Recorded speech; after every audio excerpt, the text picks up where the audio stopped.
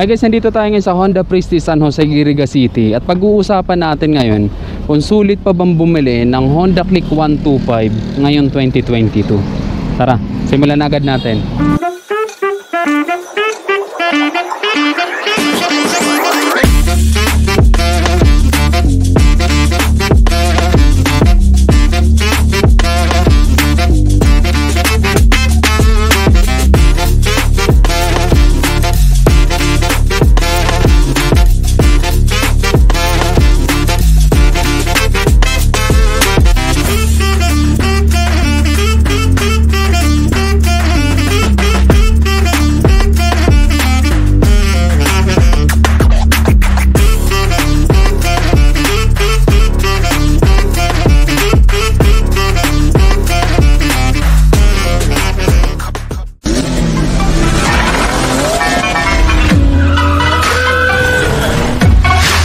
So yun guys, meron tayong white, black, blue, red.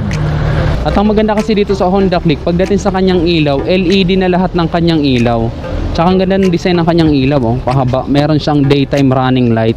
So sa tanghali, kitang kita ka kagad. Tapos nandito yung kanyang headlight. Bali ito, daytime running light niya lang yan. Tapos dito yung kanyang signal light sa gilid.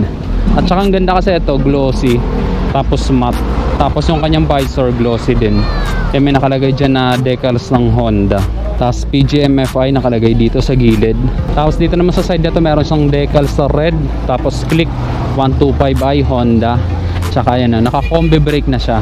Tsaka ang ganda ng design ng kanyang front fender, no? Napakaangas ng design. Tapos naka disc brake na rin siya, oh. Tapos ang sukat ng kanyang gulong sa harap 80/90/14. Then naka tubeless na. Kaya kung sakaling matusok siya ng pako, hindi siya basta-basta sisingaw.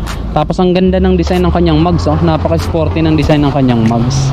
Tapos sa side stand nito, mayroon pa tong additional safety features na kapag nakababa itong side stand niya, hindi a-under yung makina mo.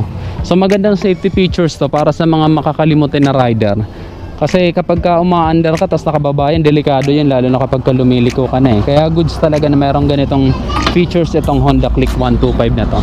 Pagdating naman sa kanyang meter panel, naka fully digital display na yan. Then meron siyang dalawang pindutan dito, select tapos set. Tapos nandito yung kanyang high beam and low beam. Tapos busina, signal lights, tapos push start. Yun nga lang, wala pa itong kick start. Kaya yun lang ang disadvantage nito, wala pa siyang kick start. Then dito meron siyang open pocket, 2 peraso. Tapos meron pa siyang hook. Then meron na rin siyang shutter lock. So hindi siya basta-basta masususian. Then kapag bubuksan mo yung kanyang compartment, ito lang ang pipindutin mo. Ayan, oh. Meron siyang under seat storage. Kasya na rin siguro ang half face helmet dito. Or tingin ko kasya din dito ang full face helmet, pero small full face helmet lang ang magkakasya dyan. Kasi 14 liters lang ang kanyang capacity. Then pagdating naman sa kanyang fuel tank capacity, 5.5 liters siya. Then napakatipid nito sa gasolina kasi ang fuel consumption nito 53 km per liter. Kaya makakatipid ka talaga dito. Lalo na ngayon na napakamahal ng gasolina, 'di ba? Goods na goods talaga yung mga ganito na matitipid sa gasolina. Ito sa likod naka-LED na rin yung kanyang taillight. Isa yan sa gustuhan ko dito sa Honda Click kasi pati yung kanyang taillight LED na din. Kaya kita-kita ka talaga sa gabi. Pati yung kanyang signal lights LED na rin. Tsaka napaka-sporty ng kanyang signal lights, oh. Napakaganda ng design, hindi siya tinipid. Then meron pa siyang reflector dito. Ang ganda ng design ng kanyang taillight tsaka signal lights, napaka-sporty. Pagdating naman sa sukat ng gulong dito sa likod, 90/90/14 siya. Tapos naka tubeless na siya. Tapos naka drum brake dito sa likod. Tapos single suspension, ayun. Tsaka very convenient kapag marami kang dala-dala kasi naka flat footboard siya. So kung nagde-delivery rider ka, lalagay mo lang yung gamit mo dyan.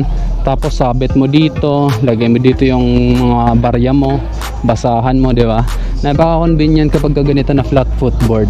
Then dito sa kabila nakalagay yung kanyang radiator. Ayan, oh, kasi liquid cooled nga siya. Tapos napaka-sporty ng kanyang muffler. So kahit hindi mo napalitan yung kanyang stock na muffler, ayos na talaga eh. Meron pa siyang heat guard. Tapos ito nakadagdag din to sa kanyang forma, oh. Napaka-sporty talaga ng muffler nito, kaya isa din to sa nagustuhan ko eh. Tapos meron pa siyang built-in tire hugger. Half nga lang siya pero ayos na rin yan kaysa sa wala, di ba? Hindi na madudumihan yung makina mo dun sa loob. Tapos meron naman siyang ganito din, dagdag protection na rin yan na hindi madumihan dun sa loob. Then dito nakalagay click, tapos liquid cooled. Napaka-sporty ng kanyang decals, oh. Silver na may halong white, tapos black, diba? Napakaganda. Tapos ayan, liquid cooled. Tapos dito naman may nakalagay na PGM FI, fuel injection. Ay, pagdating naman sa makina nito, ito ay 125cc 4-stroke single overhead cam. Tapos kahit 125cc lang siya, naka liquid cooled na siya. Kaya kayang-kaya niya talaga yung long ride, hindi kayo titirik ng motor na to. Kaya yun na rin ang isang dahilan kaya maraming bumibili sa kanya, kasi bukod sa affordable siya, naka liquid cooled na rin. Tapos naka ESP na rin siya, o enhanced smart power.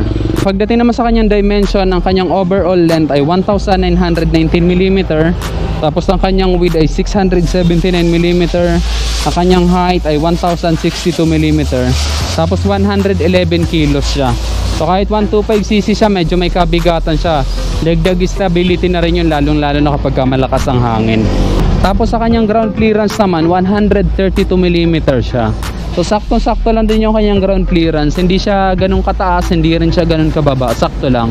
So kung dadaan ka sa medyo matubig na daan, kayang-kaya naman i-survive. Tsaka ang dami kong kaibigan na naka Honda Click, bumabaha sa Maynila, pero kayang-kaya ng Honda Click 125, walang nagiging problema. Then sa seat height niya naman, Filipino rider friendly, kasi 769mm lang siya. Tsaka ang lambot ng kanyang upuan, so kahit yung back ride mo talaga mag-i-enjoy dito. Pagdating sa kanya presyo dito sa Honda Prestige San Jose, Iriga City, ang presyo niya ay 79,090 pesos. Then ang kanyang down payment ay 6,500 pesos. Then sa 36 months ay 3,868 pesos. So hindi na rin siya mabigat para sa 36 months, 'di ba? Alam ko meron pang rebate na 200 to kapag updated ka eh. Tapos ayan, meron siyang iba't ibang color variation. Meron black, white, blue, tapos itong red. Pinakamaganda para sa akin, pinakamaganda itong red. Kapag color red kasi mas eye capture siya eh, kasi yan ang kulay ng motor ko. Pero maganda naman talaga ang color red, 'di ba? Then elegant naman itong white. Then sporty naman itong blue. Basta lahat sila magaganda. Ikaw na lang ang mamimili, pare-pareho lang naman sila ng presyo. So yun guys, kung taga Iriga City ka o kaya malapit ka dito, available ito dito sa Honda Prestige San Jose, Iriga City. Visit na lang kayo dito at marami naman silang stock. At dito ko natatapusin ang ating video patungkol dito sa Honda Click 125i. Sana nagustuhan niyo, at kung nagustuhan mo, just hit like. Kung bago ka lang sa aking YouTube channel, huwag kalimutan mag-subscribe. Click mo na rin ang notification bell para sa mga susunod kong video ay updated ka palagi. Yun lang guys, hanggang sa muli, ako sa Rosgo TV. Ride safe always and God bless.